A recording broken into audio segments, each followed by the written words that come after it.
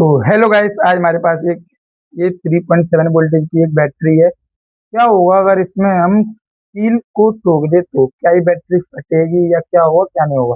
तो गाइस आप घर पे करने की कोशिश ना करें। तो देखिए गाइस दोबारा लगाते हैं।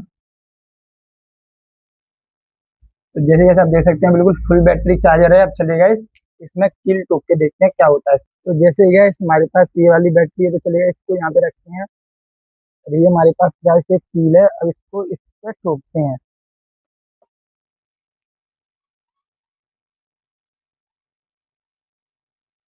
तो जैसे जैसे आप देख सकते हैं कितना तेज धुआं निकल रहा है उसमें। तो गाइस आप घर पे करने की कोशिश ऐसा ना करें।